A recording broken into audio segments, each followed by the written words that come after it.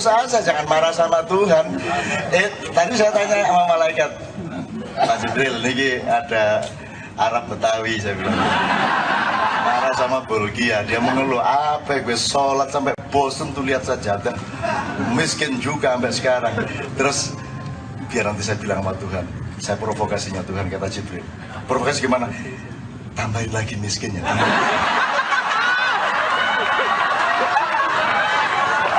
Biar nyamuk dia.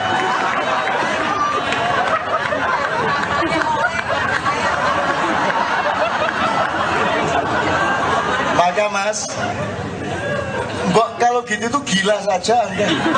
Gila itu gini, gila itu nekat sama Tuhan. Ya Allah, aku percaya sama kamu, aku percaya kepada keadilanmu, aku sepenuhnya percaya kepada kasih sayangmu kepadaku. Jadi kun fayakun, aku akan mudah hidupku, bismillah. Jadi Mas nanti gitu, jangan gimana gitu lagi. Sedangkan Tuhan sama orang yang tidak percaya sama dia aja penuh kasih sayang. Tadi saya berdebat sama ada seorang ateis yang luar biasa cerdas sore-sore tadi sama Andre, dan saya tampung dia, saya senang, lebih dahsyat daripada dagang. Terus saya bilang, nanti kalau MUI membuat fatwa kamu sesat, saya yang bela.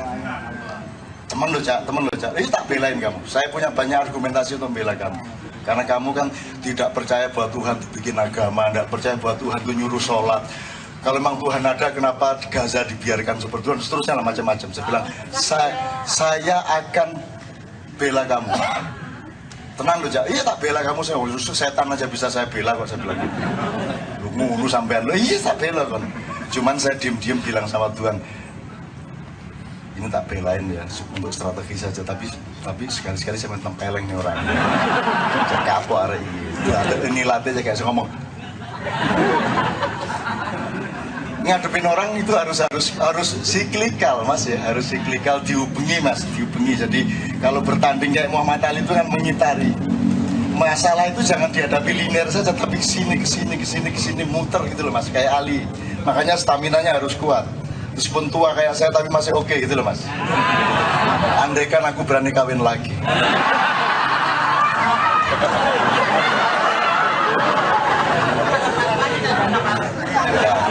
Boten aku sudah cukup aku. Oke. Jadi apa namanya, cerita terakhir, Anda jangan Allah mengatakan ana inda dhanni abdi bi. Aku ini berlaku berdasarkan sangkaanmu kepadaku. Kalau kamu mengeluh dan mengandung ketidakpercayaan kepadaku, ya aku berlaku seperti itu. Loh, makanya bilang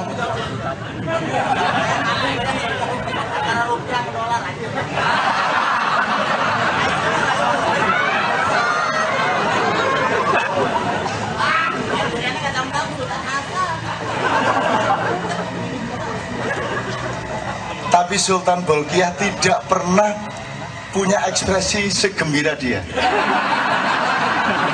Bayangin, miskin, susah, menderita, tapi ekspresinya gembira. Ya, makanya ketika terus malaikat Israfil tidak tega sama Anda, dia bilang sama Allah, ya Allah, aku tidak tega sama hambamu yang di KJ itu. Terus berilah dia rezeki yang banyak. Tuhan mengatakan, loh, nanti kalau saya kasih rezeki lebih banyak dia malah sedih.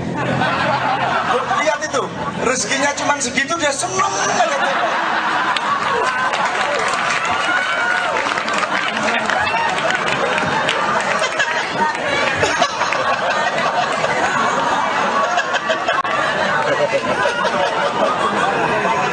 Allah.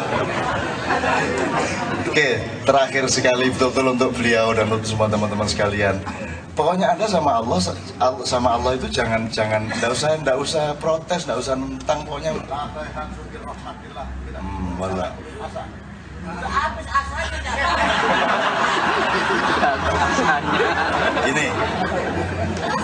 Ini sudah banyak, Anda sudah pernah mendengar semua, ada seorang tua penyembah berhala umur 89 tahun pada suatu hari sakit, lumpuh dan tidak bisa apa-apa, terus dia minta tolong kepada berhalanya. Berhala, sembuhin saya dong, saya kan sudah sembah kamu 80 tahun lebih. Tapi berkali-kali dia minta sembuh kepada berhalanya namanya juga berhala, tidak bisa menyembuhkan dia. Maka terus akhirnya, kalau kamu tidak sembuhkan saya, kata si sakit, saya akan minta sama yang katanya Tuhan Allah itu. Kalau memang dia ada, coba sembuhin saya. Gitu. Jibril marah. Bilang langsung, ya Allah, itu ada hambamu menghina kamu, masa kamu dibilang kalau memang ada Allah itu, kalau memang Allah ada silakan sembuhkan saya. Itu saya tidak tahan mendengar kalimat yang sinis seperti itu, kata Jibril. Allah ketawa, Jibril mulai muring-muring. Tapi bagaimana aku mencintaimu ya Allah, dan aku menghormatimu, aku menjunjungmu sebagai satu-satunya sesembahanku, tapi dia menggunakan kata-kata yang sangat menyindirmu dan sangat melukai perasaanku sebagai pecintamu. Wah sudah lah bro, gitu aja kok. Kamu kan malaikat, masa enggak uas jiwanya sih kamu. Udah sembuhin sana, balik sana, sembuhin. Loh, malah disuruh nyembuhin. Loh bagaimana kok begitu kok malah disembuhin, kata Jibril. Bril, kamu itu enggak punya strategi apa bagaimana? Kalau enggak saya sembuhkan, terus bedanya saya sama berhala apa?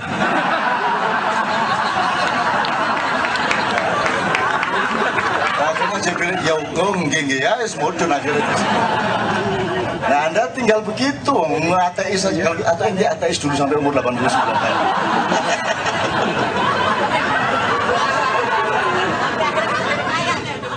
Oh kaya, bismillah. Kaya. Amin ya rabbal alamin. Amin ya rabbal alamin. Oke. Bagaimana enggak kaya, bang, rokoknya dari tadi enggak berhenti-berhenti.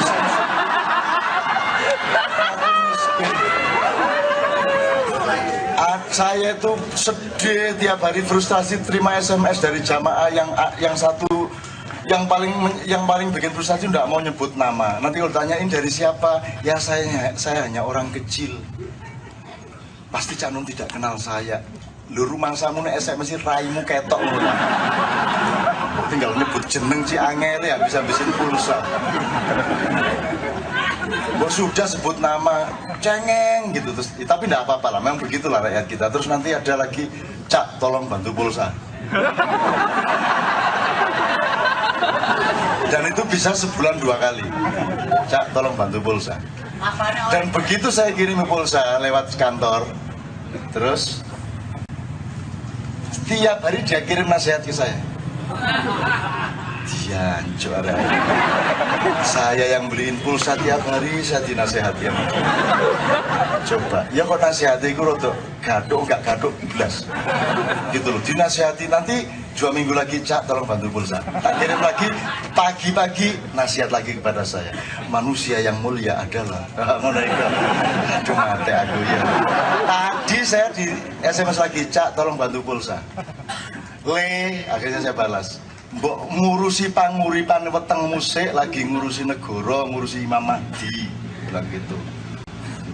Terus dia balas, enggak, maksud saya minta bantu doa. Kayaknya enggak semua. Ya Allah, saya itu seneng sekali punya teman-teman banyak yang aneh-aneh, yang lucu-lucu seperti itu, Masya Allah. Awas kalau kirim SMS sama saya. Oke, begitu teman sekalian, ya kita berdiri bersama-sama ya. Bismillahirrahmanirrahim.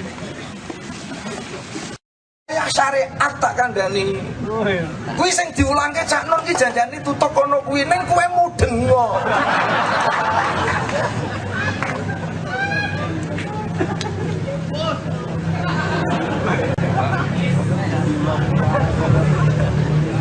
Wes paham. Jadi nek amar ma'ruf nahi mungkar kuwi ana teritoriale. Mar aminkum mungkaran falyughayyirhu biyadi. Kowe iki nek dadi polisi, dadi militer sebagai balung negara, wis atas kesepakatan konsensus nasional. Ngono awake dhewe kumpul nang Nusantara kuwi atas musyawarah, atas konsensus. Wong Islam dhewe aja menyalahi konsensus kowe. Oh no, nak berarti kue kok nak nyalai konsensus berarti nerak benernya wong akeh. Nek kue menurut benermu dewe monggo meh muni-muni asa karepmu, kue wilayah personality dalam dirimu. Please. Kue nak meh udo nak kamarmu dewe meh meledeng meh piye monggo. Nek kue metu nak jaba, aja kok anggap jaba ki kaya kamarmu dewe. Ambok kiai nyawang kaya ngono mak perpet mudeng ora kowe. meneh Iwan. Pengantin baru ana wilayahe. Ngono kuwi nak kowe polisi, mula kowe nak roh kejahatan, kowe mempresur karo polisi karo keamanan. Kowe kok ora nglayani tugasmu piye kowe? Menurut undang-undang kesepakatan ngene. Aku kowe percaya mbek kowe, kae kudu digarap. Kudu ngono, polisi dibayar oleh rakyat, harus sesuai dengan tugasnya. Aja mung nyegati rakyat. Ya nak sing kok cegat ki rada lumintu rezekine. Lah nek mung trimo pas-pasan duit 50.000 meh digawa pulang untuk ngliwet anake. Satu misal, kau potong di tengah jalan sebagai polisi. Mergo pok goleki salahe. Kamu berarti memotong rahmat meh dituku beras ndak sampai rumah. Suami pulang, anak menangis, istri malu sama bakul karena untuk nyarutang. Tangis ini nanti naik ke langit. Sopo sing gawe nangis kowe nduk le? Polisi Gusti. Polisi digoleki sapa kowe sing anu. Lah laknat akan diturunkan sebagai pemburukan citra polisi. Kuwi nek polisi kok sayang pada rakyat, sapa sing gawe aman kowe? Polisi Gusti. Allah mencari polisi untuk menaikkan citra kepolisian. Ngono kuwi carane kowe. Kowe sinau lah. Ning nek kowe ora dadi apa-apa, potonganmu ki ya.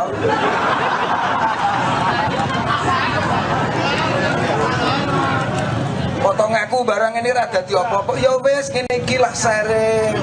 Kowe nek iso mbok nulis. Syukur kowe iso gawe kebudayaan. Melawan budaya kowe iki aja kok kanggo perangi model jihad sing ora wewenangmu. Lahirlah kerusuhan. Citra agama kebaikannya tertutupi oleh kehendak burukmu itu. Tak ceritani lah, mungkin kok diulas Gusmi. Gusmi iki tau nonton dangdut. Gusmi Allah makfur lah. Lah nonton dangdut apa njur Gusmi mengutuk penonton? Bukan.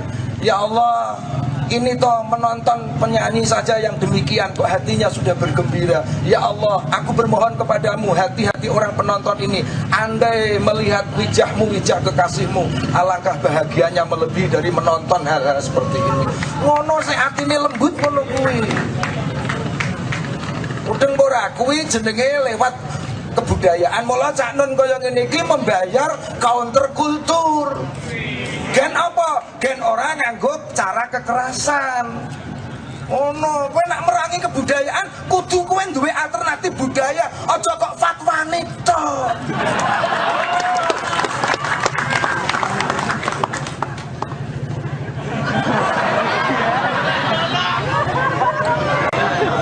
Saiki ngene. Sering dicontohke Cak Nun, azan gitu, azan wira perkara sepele tok nang kampungmu. Nek iso mbok wong non muslim iki ndungokke suaramu wis seneng.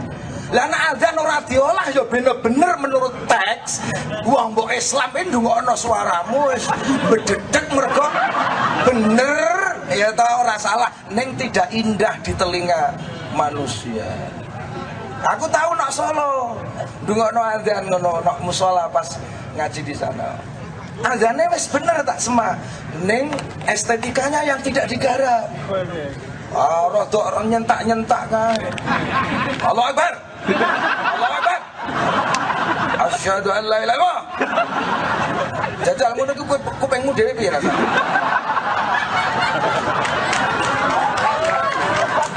Jadi gendeng jiwa orang Jawa ndungokke ngono nyangklak. Mesti ditoto lewat estetika. Lah ini loh yang disebut Cak Nun counter kultur. Ono bener ning apik meneh. Allahu Akbar,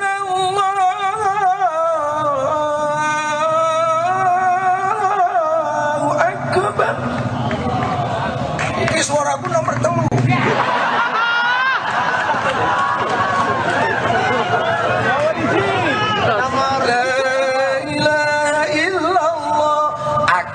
Cina-Cina kuwi ngitung duit jam 12 durung rampung, tahun telur subuh agek rampung.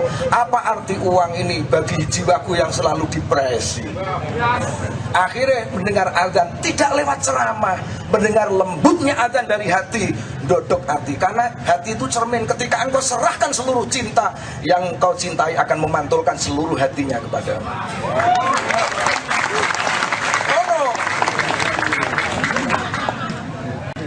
Kayak Kanjeng Nabi ketamon karo Sayyidina Umar bin Khattab mau membunuh.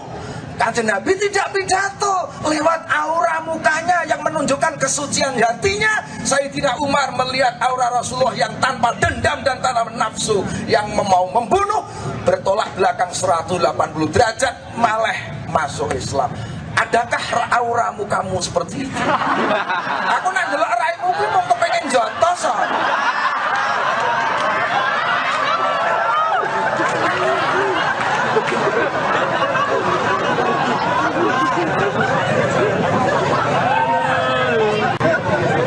Mula aku nak ana wong ngomong daki-daki teoritik ngono kae.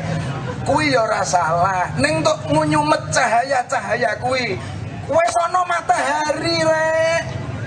Kamu jangan menyalakan lilin. Kowe aja minteri Gusti Allah. Kowe iki mung praktekno wae, amalno action-no. Kowe aja keminter kowe di depan sama-sama pemain. Lah wong kowe iki main bal-balan ora wasit nggawa sumritan. Lah Anda bayangkan setiap pemain kok nggawa sumritan. Kowe iki ora berhak menghakimi. Ono kuwi posisimu apa sih? Lah nek ora ngono kae nggon perlontean piye? Nggon prostitusi, kowe kudu kuat ibarat dokter ndelok molo, kowe kudu kuat. Karena apa? Keburukan itu adalah kebaikan yang belum terkuak kulitnya. Kowe aja keplak-keplak sih urung tutuk.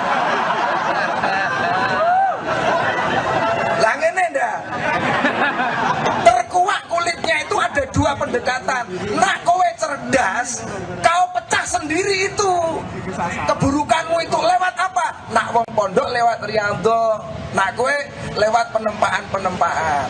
Nek nak kowe dinteni kok tidak mampu memecah hawamu sendiri, Tuhan nak sayang mbek kowe ambil tangan. Kamu mestinya dibenturkan dengan sebuah realitas. Mula wong nak dibenturkan dengan sebuah kesulitan, begitu meledak keburukannya jembor, ya Allah, dalam hitungan detik kamu akan menyebut Tuhan. Lah milih ndi kowe nak pekok ya sing nomor loro ki mau.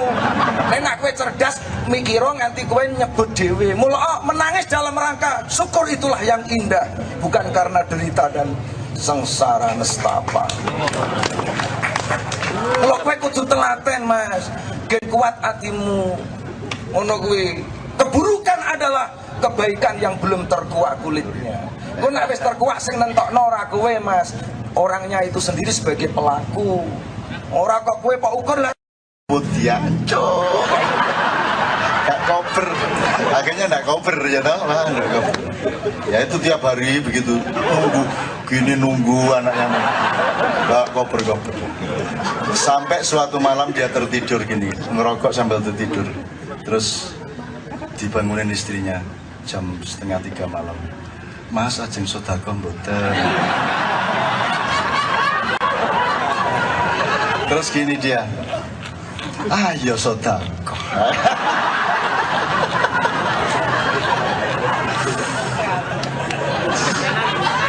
Bayangin indahnya itu, indahnya. Kadang-kadang pakai hadis. Jadi ketika selesai Fathul Makkah, ketika seluruh pasukan Abu Jahal ditaklukkan, di tali tangannya dibariskan beribu-ribu di depan Ka'bah, Rasulullah kemudian berpidato, ya ayuhan nas, inna hadzal yaum laisa yaumul malhamah walakinna hadzal yaum yaumul marhamah wa antumut tulaqa. Itu artinya wahai manusia, wahai para prajurit yang kalah perang, aku ingin menyatakan kepada kalian bahwa hari ini bukan hari pembantaian, tetapi hari ini adalah hari kasih sayang. Dan engkau semua aku bebaskan. Berdiri semua, kemudian prajurit Islam mengurai talinya.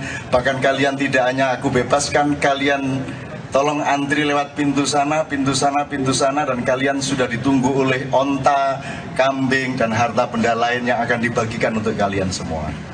Itu kan? Jadi itu luar biasa, itu Valentine Day-nya Islam. Jadi hari kasih sayang yang luar biasa. Kemudian tapi masih ada prajurit-prajurit Islam yang masih mengasah-asah pedang, karena kan bertahun-tahun mereka perang. Terus Rasulullah datang, ngapa ini ngungkal-ngungkal? Kaget dia, iya ya sudah tidak ada perang, pulang sana, sudah tidak ada peperangan, pulang semua, tiduri istrimu masing-masing. Meniduri satu istri dengan baik dan santun sama dengan membunuh kafir 70 orang. Nah gitu, rumusnya begitu. Nah dipakai sama Yai Budi.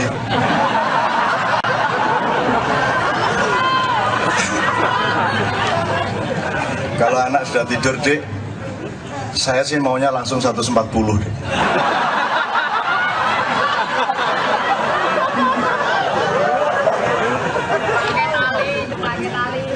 Terus istrinya malah jawab 210 ya Om, masih.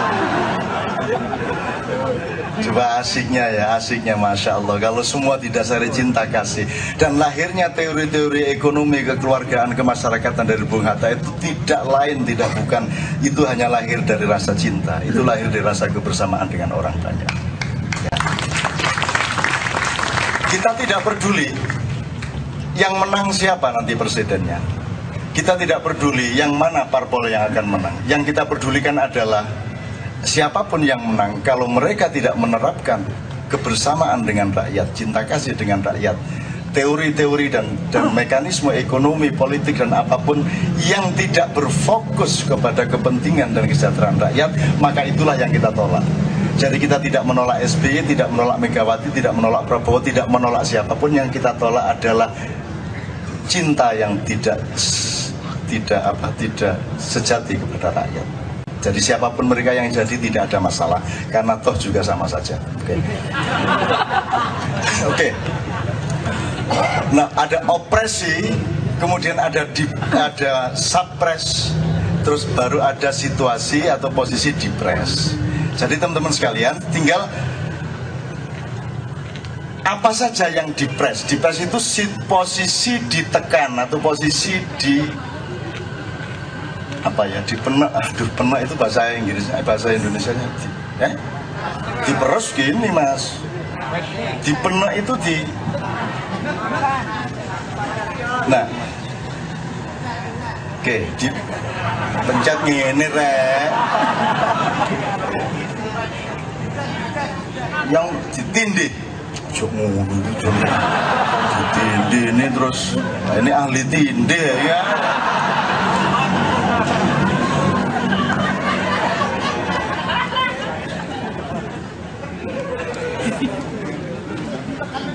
Saya dulu memang menyarankan, ya Ibu Tini aslinya pemain teater dan dia pernah workshop teater, ikut teater dinasti di Semarang. Tapi saya menyarankan dia diam-diam, meskipun Mas Budi ini aktingnya bagus, tapi saya sarankan coba mulai belajar dan merintis untuk jadi kiai. Itu satu strategi yang saya susun sejak dulu.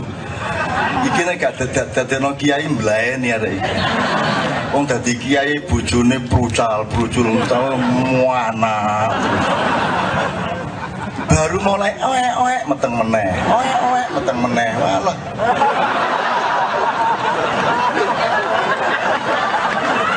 Lah bagaimana? 10 tahun kok 8 anak itu ya. Nabi Muhammad gak ngono rek. Wah, wis iki ngluwi wong Arab ya. Oke ya. Oppression, suppression, depress. Nah, sekarang tinggal kita tarik garis. Apa saja sih? Sekarang konteksnya apa dulu? Bisa politik, bisa ekonomi, bisa kultur, bisa pasal hukum pun bisa melakukan opresi. Fatwa ulama pun bisa melakukan opresi. Sekarang masalahnya Anda dipres apa tidak? Kan gitu. Nah, nanti disusun pelan-pelan di rumah. Kepentingannya apa dulu? Anda dipres apa tidak? Sebab boleh ada opresi, tapi Anda bisa saja tidak dipres karena opresi. Misalnya fatwa. Anda dikasih fatwa merokok itu haram bagi anak umur di bawah 17 tahun dan bagi ibu-ibu hamil. Dan itu kalimatnya sebenarnya ada terusnya, cuma dicoret. Wanita hamil juga dilarang tidur tengkurap. Nah, mengkurep diunter nong ini gitu. Nah, nanti kalau Anda mau paham, kita bicarakan bersama. Fatwa itu apa? Posisinya itu sama dengan hukum apa tidak, ranahnya di mana, siapa yang berhak memberi fatwa, yang berlangsung dengan ulama kita kemarin itu fatwa atau bukan, itu kita analisis. Tapi yang pasti saya melihat orang pada depres karena fatwa itu. Kenapa depres? Loh gitu aja kok, loh ambo ada 1000 fatwa lagi, kenapa Anda harus depres? Nomor 1, karena Anda tidak mempelajari fatwa itu apa. Nomor 2, Anda tidak mempelajari lahirnya yang disebut fatwa di Padang Panjang itu apa, bagaimana, Anda tidak pelajari. Nomor 3, loh, ya kan Anda bisa bikin fatwa sendiri. Gitu loh. Nah, nanti kita pelajari kalau Anda memerlukannya. Tapi monggo, serah Anda. Nah, nanti saya akan bisa ceritain macam-macam soal itu. Terus yang penting nanti kita cari apa namanya, Anda ini mengalami depresi apa saja. Misalnya ekonomi rakyat, yaitu saya menyebutnya ekonomi nafas dalam. Jadi warteg-warteg di sisi-sisi gedung-gedung gede, di mana karyawan-karyawan perusahaan besar itu kalau siang makan di situ. Itu dengan adanya krisis global dari Amerika kemarin, dia depres apa tidak? Kan begitu. Tingkat depresnya seberapa? Apa saja yang di Indonesia yang merupakan opresi-opresi dan supresi-supresi yang membuat Anda depres. Nah, yang depres ini bukan hanya rakyat, alam juga bisa depres. Tadi saya ngobrol sama teman-teman dari IPB, tanah juga bisa depres. Tanah bisa mengalami depresi karena petani dan pelaku pertanian tidak memiliki cinta kasih dan apresiasi terhadap pemeliharaan kesuburan tanah, sehingga dipupuk terus, dirabuk terus tanpa pernah memperhatikan bahwa tanah itu memerlukan kelapangan untuk bernafas dan memelihara kesuburannya. Sehingga ada satu istilah memelihara kesuburannya. Sehingga ada satu istilah tanah kita sekarang yang sebenarnya merupakan surga yang diambil oleh Allah, ditaruh di belahan bumi sebelah sini ini yang namanya Pulau Jawa terutama, itu sudah kena narkoba semua tanahnya. Sudah kena narkoba, berarti dia depres. Itu teman sekalian. Nah, sekarang Anda hitung nanti di rumah, cari yang opresinya apa, supresinya apa, yang kena depres siapa saja dan apa saja. Kalau Anda nanti sudah mempelajari itu, baru Anda masuk ke Ponari. Kalau sudah masuk ke Ponari, sebelumnya Anda harus masuk ke Rian dulu. Karena kalau puncak opresi dan puncak supresi dan puncak depresi itu ada di sana. Karena di Jombang itu tempatnya para ahli kubur. Ahli kubur itu ahli menguburkan. Kalau cuma menekan kan tidak sampai menguburkan. Nah, di Jombang ini punya kemampuan untuk bukan hanya neken, sampai dikuburin habis. Maka disebut ahli kubur, ahli menguburkan. Jombang yang kota santri ada Abdurrahman Wahid, Nurholis Majid, ada siapa-siapa, Kiai Haji Hadratus Hasyim Asy'ari, tiba-tiba dikuburkan citranya oleh Rian dengan mutilasi, dengan ini habiskan Jombang. Dah, kemudian dimarahi, gimana Jombang kok apa namanya, kok kelakuannya kayak begitu, jadi dikuburkan. Belum selesai dikuburkan oleh Rian, dikubur lagi oleh Ponari. Dan tidak ada satu dokter dari peradaban masa silam sampai sekarang bisa melawan Ponari. Dan 40.000 orang antri dan dia cukup digendong bapaknya terus ngene-ngene. Itu pun dia tidak ikut, dia main SMS. Dia main di tangan kiri, tangan SMS, yang tangan kanannya dipegang sama asistennya terus cek cek cek cek cek cek. Dan tidak seorang pun memahami. Semua tidak ada yang bisa memahami Ponari itu apa, siapa, ngapain, apa yang terjadi sebenarnya dengan Ponari itu. Bahkan kesimpulan kita adalah kesimpulan-kesimpulan dari orang yang tidak mampu mendapatkan hidayah dari Allah Subhanahu wa taala. Orang yang tidak kuat menerima derajat.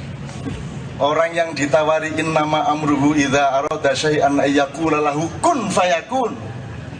Tapi tidak mampu, otak kita, frame ilmu kita, hati kita, jiwa kita, ideologi kita tidak mampu. Kita hanya punya kesimpulan bahwa ini destruksi, eksploitasi kepada anak kecil, kemudian disebut musyrik karena percaya kepada batu. Betul? Bedanya batu sama pil apa? Bedanya apa? Kalau Anda ke dokter terus dikasih pil, Anda percaya sama pil enggak? Percaya enggak? Syirik enggak? Musyrik enggak? Loh, lah kok semua orang musyrik se-Indonesia? Percaya kepada pilnya dokter. Kenapa kalau dokter harus dipercaya pil dan obatnya, kalau Ponari tidak dipercaya batunya? Emang Ponari bisa mengobati? Enggak bisa. Dia cuma hujan-hujan, kesamber batu, dibuang balik, dibuang balik, dibuang balik, akhirnya disimpan di rumah. Ponari tidak bisa apa-apa. Dia anak umur 9 tahun, dia tidak mengerti apa-apa. Dan Ponari jangan disalahkan. Anda harus menyayangi dia karena dia tidak mengerti apa-apa. Itu namanya dukun tiban. Dan Anda jangan sebut dia dukun, dia tidak punya konsep bahwa itu dukun. Dia taunya diajak nolong orang, dia nolong orang. Gitu loh Mas. Dan itu di Jombang, ya banyak sekali di Jombang dari dulu itu. Dari dulu. Saya kalau mau ya begitu sebenarnya. Neng mau aku. Saya diantri orang kayak gitu juga, kalau saya turutin dari dulu saya. Tapi saya tidak mau. Dan lo tapi kok batu lo? Tuhan yang marah. Tak sakarepku. Saya ini menyayangi orang, menyembuhkan sakitnya orang, mau pakai batu, mau pakai tak tempeleng, mau pakai halilintar, mau pakai apa terserah saya dong. Bukan batunya yang menyembuhkan, yang salah filsafatmu, yang salah ilmumu. Kamu pikir Dikolgin bisa menyembuhkan sakit kepala? Tidak. Dikolgin itu alat untuk mengobati, tapi berkenan untuk sembuh ada di tangan Allah Subhanahu wa taala. Kan gitu filosofinya. Dokter tidak bisa menyembuhkan, dokter hanya mengobati. Ponari hanya bawa batu. Dokter hanya bawa alat suntik dan pil, cuman begitu dok, sama posisinya. Cuman karena satu hari 40.000 orang, dokter belum tentu 4 orang. Ayo ngeluh. Akhirnya sekarang jalan keluarnya dihentikan begitu saja. Dihentikan begitu saja. Oh kalau gitu akan jadi udun nih. Udun itu apa? Bisul. Bisulnya akan membesar. Dan Allah akan memberikan ponari raksasa dari Jombang, yang akan menguburkan seluruh keadaan ini menjadi berkah baru untuk seluruh rakyat Indonesia. Benar kira-kira. Loh tapi kan batu kan syirik loh. Bisa cara berpikirnya. Kan saya sudah pernah cerita mengenai Nabi Musa.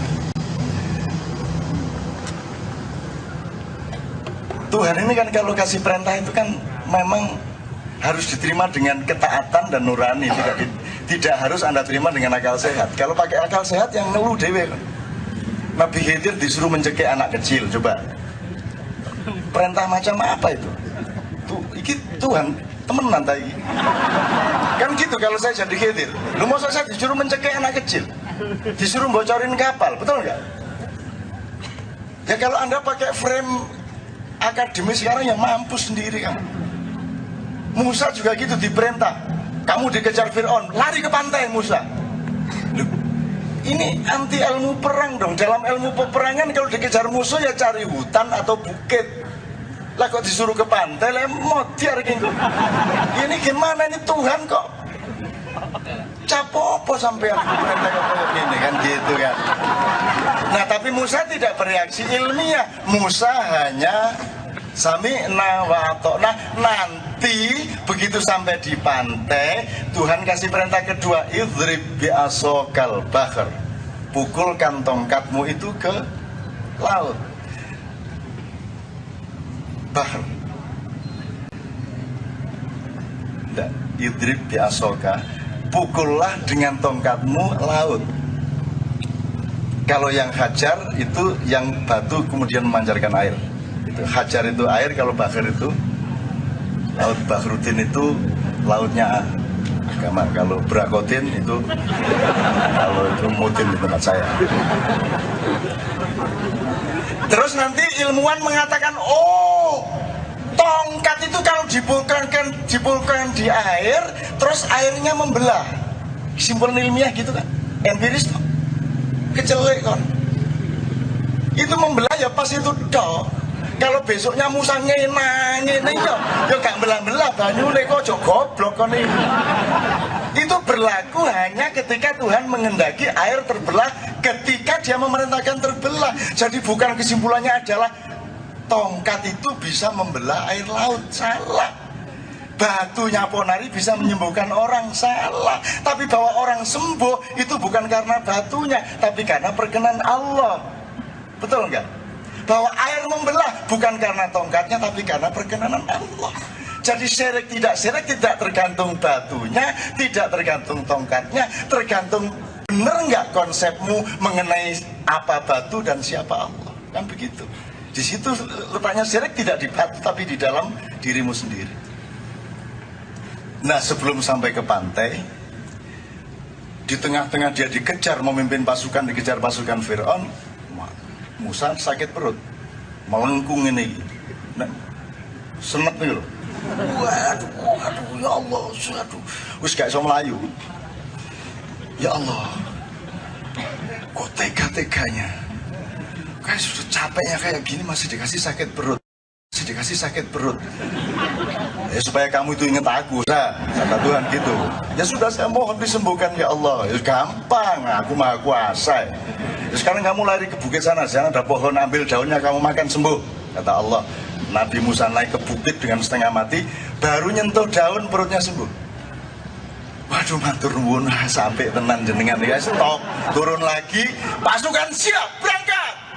Begitu berangkat 3 langkah, ada sakit lagi. Musa langsung lari lagi ke atas bukit, dia ambil daun, dia makan sampai 15 lembar, tidak sembuh-sembuh. Mengering ini. Kenapa karep sampean? Terus katanya tadi kalau saya sakit perut suruh naik bukit, suruh makan daun, ini sudah 15 daun ini sampai sepet gitu. Kok tidak sembuh-sembuh? Gusti Allah cekikian. Basar Nabi goblok. Kata Allah gitu, itu cara ludruk menceritakan, bukan bener-bener Allah ketawa, enggak, yaitu cara ludruk, rek Jombang, rek tak kubur temen-temen. Yang bilang daun menyembuhkan perutmu itu siapa? Nah, tadi katanya suruh naik bukit loh. Saya tuh mau nyuruh kamu naik bukit, mau nyuruh kamu selulup, mau nyuruh kamu benturkan kepala ke batu, terserah saya. Cara saya menyembuhkan tuh terserah saya. Mau pakai daun, mau pakai batu, pakai apa terserah saya. Dan yang menyembuhkan kamu itu bukan daun, bukan batu, tapi otoritas saya. Jadi tahu nggak bedanya kamu waktu sakit perut pertama sama sakit perut kedua? Yang pertama kamu, ya Allah berilah aku kesembuhan. Yang kedua kan kamu nggak minta, langsung nyelorot melayu mendokong, nggak jaluk kok. Karena kamu seperti dokter-dokter dan ilmuwan modern besok-besok, kamu pikir kalau aku memerintahkan ambil itu daun, terus kamu menyimpulkan konklusi titik 2, daun menyembuhkan sakit perut. Goblok. Tidak, yang menyembuhkan bukan daun, yang menyembuhkan izinku. Jadi yang penting kamu minta sama saya, yang penting komitmen sama saya, gitu loh. Nah nanti yang kedua kan mosok saya tidak bervariasi, emang saya sutradara yang monoton, kata Tuhan gitu. Kalau yang pertama aku perintahkan engkau naik bukit ambil daun, yang kedua pasti aku kasih variasi.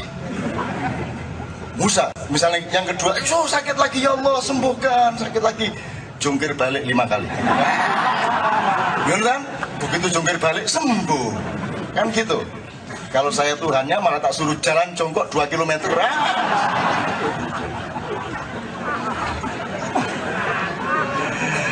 nyeneng nore KC ingin gitu Bu, KC itu Bu, hal itu fatwa ya. Nah yang terjadi pada fatwa ulama Majelis Ulama yang terakhir kemarin itu adalah kalau dari tradisi fatwa itu susah disebut fatwa karena itu adalah hasil satu rapat nasional yang menggunakan mekanisme demokrasi, yaitu di sekolahnya Mbak Fatin Hamama di Padang Panjang. Jadi ulama-ulama sekian ratus berkumpul dari seluruh daerah di Padang Panjang, terus rapat menghasilkan apa yang kemudian disebut fatwa. Jadi sesungguhnya itu adalah fatwa yang dihasilkan oleh mekanisme demokrasi. Itu. Jadi itu belum tentu fatwa dari sudut tradisi fatwa yang biasanya. Nomor 2, kalau ada fatwa mengenai golput, aku seneng, tidak apa-apa. Golput itu fatwanya apa? Anda tahu bahwa fatwa itu mestinya ada 5 kemungkinan toh? Wajib, sunnah, mubah atau halal, makruh, haram. Itu namanya matriks 5. Filosofinya maslahat mudorot. Yang sangat maslahat disebut wajib, yang lumayan maslahat disebut sunat, yang tengah-tengah disebut mubah atau halal, yang agak mudorot, agak membahayakan namanya makruh, yang sangat mudorot namanya haram. Kalau di bahasa gaulkan, wajib itu harus lo ya. Kalau sunat, mbok yao, nah itu sunat. Mbok yao kamu ke sana itu namanya sunat. Kalau mubah halal ya ke sana monggo, enggak ke sana ya monggo. Kalau makruh, mbok jangan ke sana. Itu makruh. Kalau haram tidak boleh ke sana. Jelas ya posisi apa komunikasinya ya, oke. Terus kalau memang ada fatwa golput itu haram, maka harus juga ada kalimat yang menyatakan bahwa mencoblos dalam pemilu itu wajib, kan betul? Ada nggak itunya? Jadi harus bahwa ikut pemilu 2009 itu hukumnya wajib, bukan lagi hak pilih, tapi wajib pilih. Itu harus dinyatakan oleh Majelis Ulama, kan gitu. Tapi sebenarnya sebelum ente berfatwa mengenai golput, lo gimana sih? Golputnya dikasih fatwa kok pemilunya tidak? Jadi harus ada fatwa terlebih dahulu tentang pemilu. Jadi pemilu itu baik atau tidak, haram atau halal, wajib atau makruh, termasuk pilkada itu hukumnya. Kalau misalnya dengan dasar pikiran bahwa golput itu haram, maka pilkada wajib, betul enggak? Nah, maka kita menunggu MUI menyatakan pilkada dan pemilu nasional itu wajib hukumnya, gitu loh. Saya senang kalau ada pernyataan seperti itu, gitu loh. Nanti kita baru bertanding yang masuk neraka yang mana, kan gitu. Mereka apa kita, kan. Kalau saya tidak ada masalah, ada fatwa kayak apapun tidak ada masalah. Mau fatwa kok, gitu loh. Ono fatwa rokok gak oleh, gini, ya apa? Rokok gak oleh. Gimana fatwanya? Itu harus saya. Kalau kita terusin, sebelum ada fatwa mengenai pemilu, harus ada fatwa terlebih dahulu mengenai demokrasi. Jadi harus ada fatwa MUI bahwa demokrasi itu wajib hukumnya, betul enggak? Nah, mari kita minta. Jadi kalau perlu KC kirim surat, Pak, tolong kami dikasih fatwa tentang pemilu, demokrasi, itu hukumnya apa? Kalau menurut logika yang tadi berarti pemilu itu, berarti demokrasi itu wajib. Asik toh kalau ada fatwa demokrasi wajib hukumnya, kan asik. Tapi sebelum memfatwai demokrasi harus difatwai dulu wadahnya. Wadahnya itu apa? Negara Kesatuan Republik Indonesia. Jadi NKRI ini wajib hukumnya. Gitu. Nah kalau gitu, loh jangan kemerdekaannya cok dikasih fatwa. Sumpah Pemuda itu wajib. Diterusno sampai nang mburi meneh.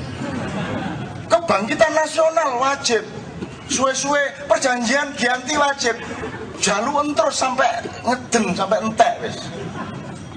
Karena semua harus difatwai. Ini kalau kita ambil linear garis sejak historisnya. Kalau kita ambil kiri kanannya, loh ya kalau gitu difatwai dulu dong. Pupuk pertanian hukumnya apa, penggusuran hukumnya apa. Apalagi mas?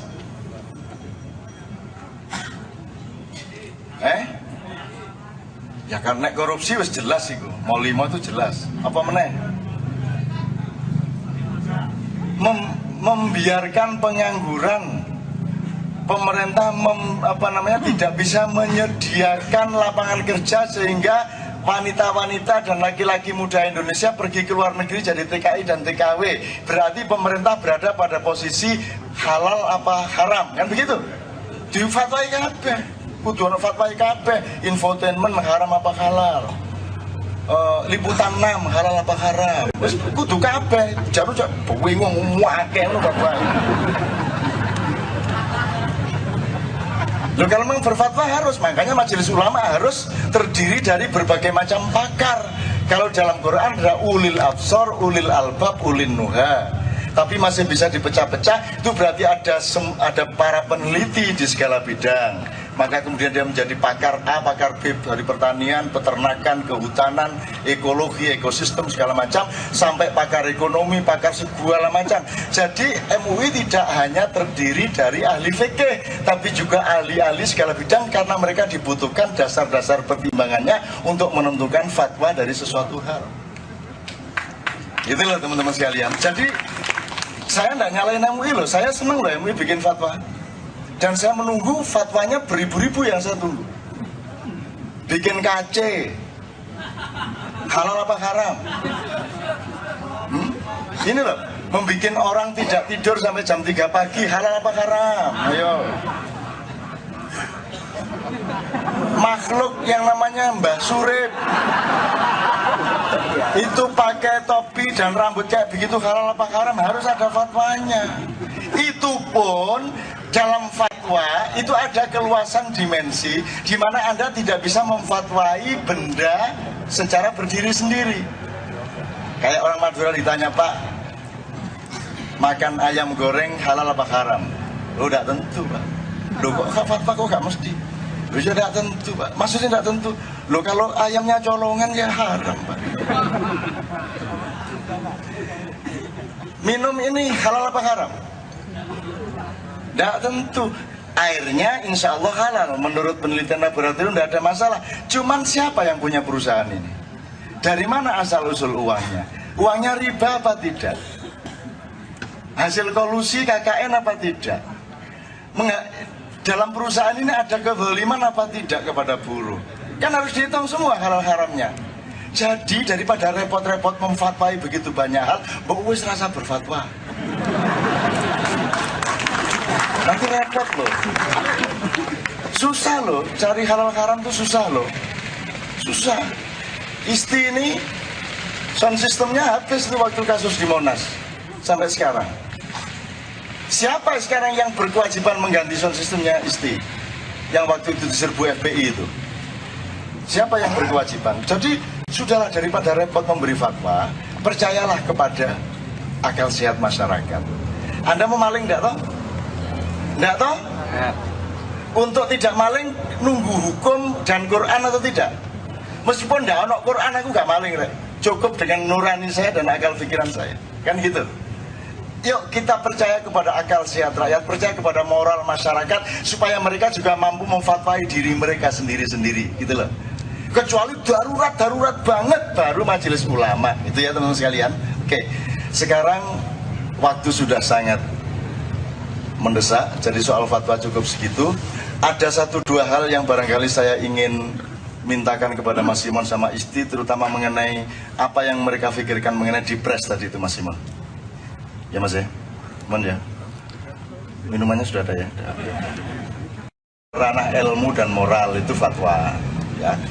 Nah, yang terjadi pada fatwa majelis ulama yang terakhir kemarin itu adalah, kalau dari tradisi fatwa itu susah disebut fatwa karena itu adalah hasil satu rapat nasional yang menggunakan mekanisme demokrasi, yaitu di sekolahnya Mbak Fatin Hamama di Padang Panjang. Jadi ulama-ulama sekian ratus berkumpul dari seluruh daerah di Padang Panjang, terus rapat menghasilkan apa yang kemudian disebut fatwa. Jadi sesungguhnya itu adalah fatwa yang dihasilkan oleh mekanisme demokrasi. Jadi itu belum tentu fatwa dari sudut tradisi fatwa yang biasanya. Nomor 2, kalau ada fatwa mengenai golput, aku seneng, tidak apa-apa. Golput itu fatwanya apa? Anda tahu bahwa fatwa itu mestinya ada 5 kemungkinan toh? Wajib, sunnah, mubah atau halal, makruh, haram. Itu namanya matriks 5. Filosofinya maslahat mudorot. Yang sangat maslahat disebut wajib, yang lumayan maslahat disebut sunat, yang tengah-tengah disebut mubah atau halal, yang agak mudorot, agak membahayakan namanya makruh, yang sangat mudorot namanya haram. Kalau di bahasa gaulkan, wajib itu harus lo ya. Kalau sunat, mbok yao, nah itu sunat. Mbok yao kamu ke sana, itu namanya sunat. Kalau mubah halal, ya ke sana monggo, enggak ke sana ya monggo. Kalau makruh, mbok jangan ke sana. Itu makruh. Kalau haram, tidak boleh ke sana. Jelas ya posisi apa komunikasinya ya, oke. Terus kalau memang ada fatwa golput itu haram, maka harus juga ada kalimat yang menyatakan bahwa mencoblos dalam pemilu itu wajib, kan betul? Ada nggak itunya? Jadi harus bahwa ikut pemilu 2009 itu hukumnya wajib, bukan lagi hak pilih, tapi wajib pilih. Itu harus dinyatakan oleh majelis ulama, kan gitu.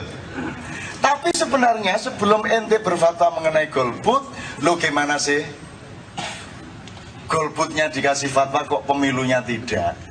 Jadi harus ada fatwa terlebih dahulu tentang pemilu. Jadi pemilu itu baik atau tidak, haram atau halal, wajib atau makruh, termasuk pilkada itu hukumnya. Kalau misalnya dengan dasar pikiran bahwa golput itu haram, maka pilkada wajib, betul enggak?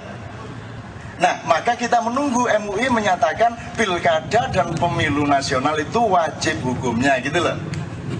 Saya senang kalau ada pernyataan seperti itu, gitu loh. Nanti kita baru bertanding yang masuk neraka yang mana, kan gitu. Mereka apa kita, kan. Kalau saya tidak ada masalah, ada fatwa kayak apapun tidak ada masalah. Mau fatwa ya kok, gitu loh. Ono fatwa rokok gak oleh, gini, ya apa? Rokok gak oleh. Gimana fatwanya? Nah, gitu kalau saya. Kalau kita terusin, sebelum ada fatwa mengenai pemilu, harus ada fatwa terlebih dahulu mengenai demokrasi. Jadi harus ada fatwa MUI bahwa demokrasi itu wajib hukumnya, betul enggak? Nah, mari kita minta. Jadi kalau perlu KC kirim surat, Pak, tolong kami dikasih fatwa tentang pemilu, demokrasi, itu hukumnya apa? Kalau menurut logika yang tadi berarti pemilu itu, berarti demokrasi itu wajib. Asik tak kalau ada fatwa demokrasi wajib hukumnya, kan asik. Tapi sebelum fatwai demokrasi harus difatwai dulu wadahnya. Wadahnya itu apa? Negara Kesatuan Republik Indonesia. Jadi NKRI ini wajib hukumnya. Gitu. Nah kalau gitu, loh jangan kemerdekaannya cok dikasih fatwa. Sumpah Pemuda itu wajib. Diterusno sampai nang mburi meneh. Kebangkitan Nasional wajib. Suwe-suwe perjanjian ganti wajib. Jaluan terus sampai ngeden, sampai entek wis. Karena semua harus difatwai. Ini kalau kita ambil linear garis sejak historisnya. Kalau kita ambil kiri kanannya, loh ya kalau gitu difatwai dulu dong. Pupuk pertanian hukumnya apa, penggusuran hukumnya apa, apalagi mas?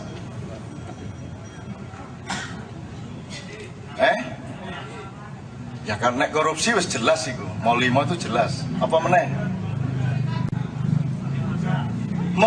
membiarkan pengangguran, pemerintah tidak bisa menyediakan lapangan kerja sehingga wanita-wanita dan laki-laki muda Indonesia pergi ke luar negeri jadi TKI dan TKW. Berarti pemerintah berada pada posisi halal apa haram, kan begitu? Di fatwai kabeh, kudu ana fatwai kabeh, infotainment haram apa halal. Liputan 6 halal apa haram. Wis kudu kabeh. Jare bingung akeh ngono Bapak. Loh, kalau memang berfatwa harus, makanya majelis ulama harus terdiri dari berbagai macam pakar. Kalau dalam Quran ada ulil absor, ulil albab, ulil nuha. Tapi masih bisa dipecah-pecah, itu berarti ada para peneliti di segala bidang. Maka kemudian dia menjadi pakar A, pakar B dari pertanian, peternakan, kehutanan, ekologi, ekosistem segala macam, sampai pakar ekonomi, pakar segala macam. Jadi MUI tidak hanya terdiri dari ahli fikih, tapi juga ahli-ahli segala bidang karena mereka dibutuhkan dasar-dasar pertimbangannya untuk menentukan fatwa dari sesuatu hal. Itulah teman-teman sekalian. Jadi saya tidak nyalain MUI loh, saya senang loh MUI bikin fatwa. Dan saya menunggu fatwanya beribu-ribu yang saya tunggu. Bikin KC halal apa haram? Ini loh, membikin orang tidak tidur sampai jam 3 pagi halal apa haram? Ayo. Makhluk yang namanya Mbah Surip itu pakai topi dan rambut kayak begitu halal apa haram? Harus ada fatwanya. Itu pun dalam fatwa itu ada keluasan dimensi di mana Anda tidak bisa memfatwai benda secara berdiri sendiri. Kayak orang Madura ditanya, Pak, makan ayam goreng halal apa haram? Lo tidak tentu, Pak. Lo kok fatwa kok gak mesti? Lo ya tidak tentu, Pak. Maksudnya tidak tentu. Lo kalau ayamnya colongan ya haram, Pak. Minum ini halal apa haram? Tidak tentu. Airnya insya Allah halal. Menurut penelitian laboratorium tidak ada masalah. Cuman siapa yang punya perusahaan ini? Dari mana asal usul uangnya? Uangnya riba apa tidak? Hasil kolusi KKN apa tidak? Dalam perusahaan ini ada kezaliman apa tidak kepada buruh? Kan harus dihitung semua halal haramnya. Jadi daripada repot-repot memfatwai begitu banyak hal, wis rasa berfatwa. Nanti repot loh. Susah loh, cari halal haram tuh susah loh. Susah. Isti ini sound systemnya habis tuh waktu kasus di Monas sampai sekarang. Siapa sekarang yang berkewajiban mengganti sound systemnya Isti yang waktu itu diserbu FPI itu? Siapa yang berkewajiban? Jadi sudahlah, daripada repot memberi fatwa, percayalah kepada akal sehat masyarakat. Anda mau maling enggak toh? Enggak toh? Untuk tidak maling nunggu hukum dan Quran atau tidak? Meskipun enggak ada Quran aku enggak maling, Rek.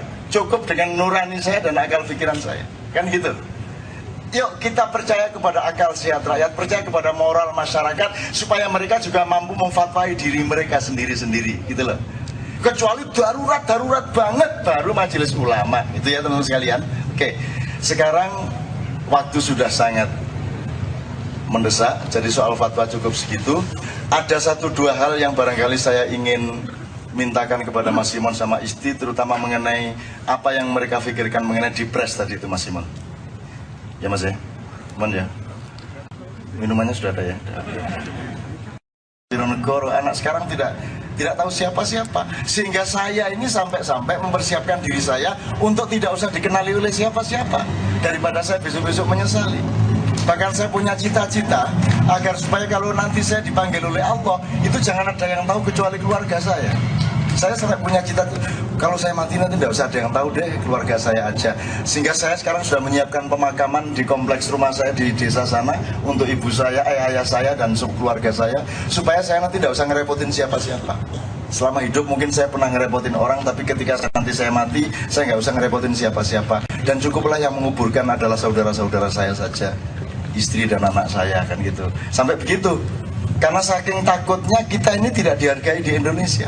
Indonesia, media massa, pemerintah dan semuanya mainstream ini tidak butuh kebenaran, tidak butuh kebaikan, tidak butuh kreativitas dan lain sebagainya. Keajaiban saja dituduh musyrik kok. Ponari tadi. Oh itu Allah, itu perkaranya Allah bukan perkaranya Ponari kok itu. Itu aja dituduh syirik kok. Jadi di Indonesia ini kita betul-betul kehilangan parameter hampir di segala bidang untuk menghargai apapun. Oleh karena itu KC ini, komunitas Kenduri Cinta ini menurut saya adalah satu surga yang luar biasa, di mana kita sangat appreciate berjam-jam terhadap siapapun saja yang berinteraksi dengan kita. Nah yang ingin saya tanyakan sama Isti adalah, kamu kok ikhlas banget, gimana sih ceritanya gitu loh Is?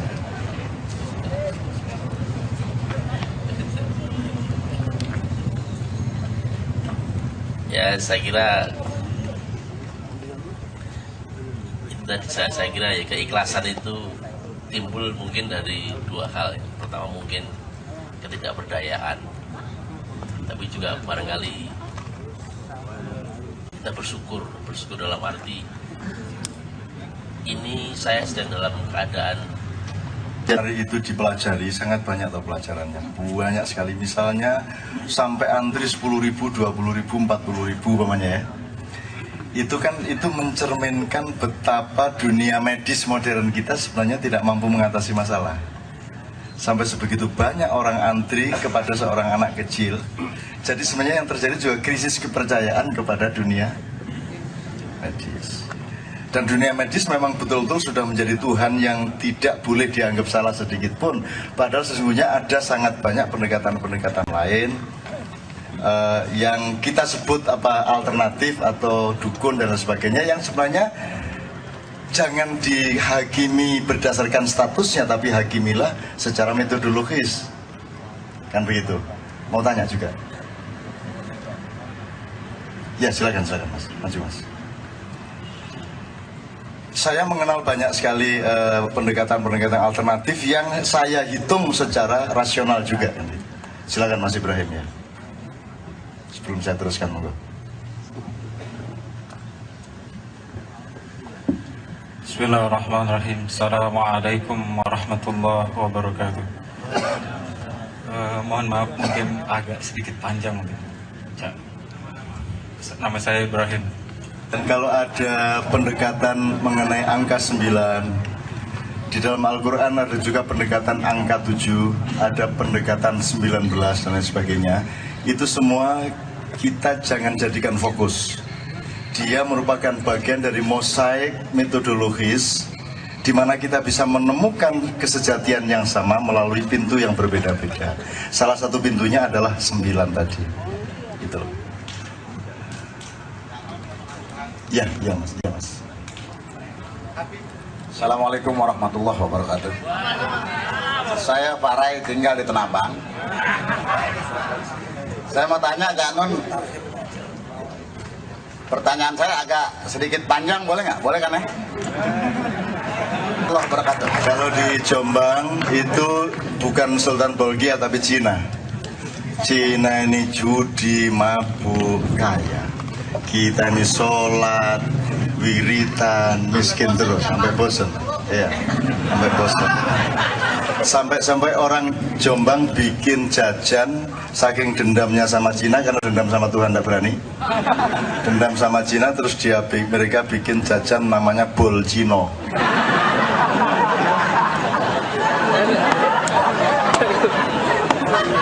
Nah itu berlangsung puluhan tahun, Cinanya tidak berani, tapi ketika kemudian ada interfaith dialog, Gus Dur dekat sama Cina, sama Konghucu sebagainya, mulai muncul keberanian kultural dari teman-teman Cina. Akhirnya orang Cina juga tidak kalah kreatif, mereka bikin jajan counter culture namanya bol kaji.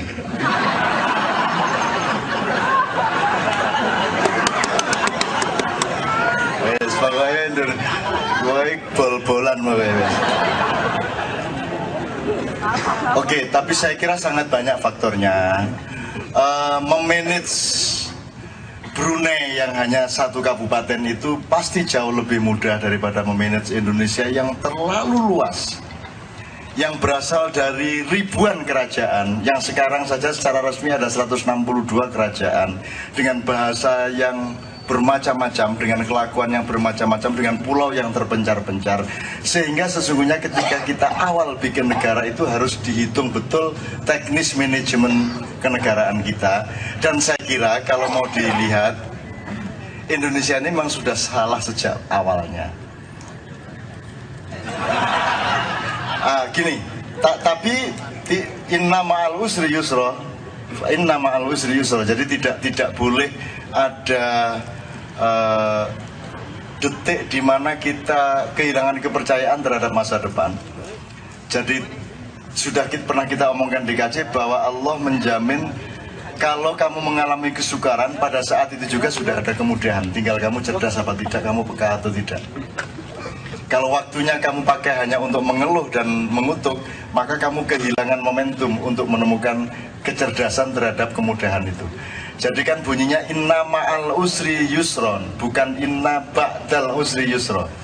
Bukan sesudah kesulitan ada kemudahan, tidak.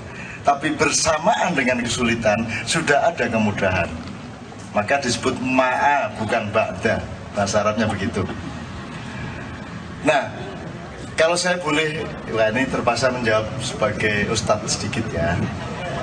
Soalnya bolgiah, mulane kan soalnya nek bolgiah ya tak dolekno bol Cina karo bol kaji kemana.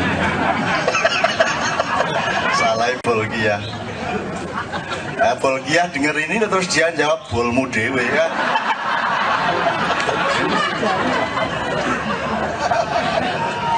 Orang Indonesia kok diajak bol-bolan ya seneng guys. Orang Indonesia santri itu, saya dulu pernah nyunatin anak santri itu, ada satu yang ngeyel. Di sunat itu kan ada yang tenang aja, ada yang agak takut, ada yang takut, ada yang takut sekali. Dan yang takut sekali ini malah santri di sunat itu. Jadi saking takutnya yang dia rasakan sakit itu bukan dia di sunatnya, tapi traumanya dan depresinya itu sendiri yang terasa sakit. Jadi dia maki-maki Tuhan. Yang lainnya kan bismillah dia mana Gusti Allah matane, Gusti Allah matane. Bayangin itu di desa saya, Gusti Allah di mata-matano ya. Oh no lo arek kayak ngono iku. Masya Allah. Itu kalau kita tidak kaya kultur, tidak kaya bahasa, pasti kita kafirkan itu anak, kan begitu kan. Tapi kita kaya, kita luas, kita bisa berpikir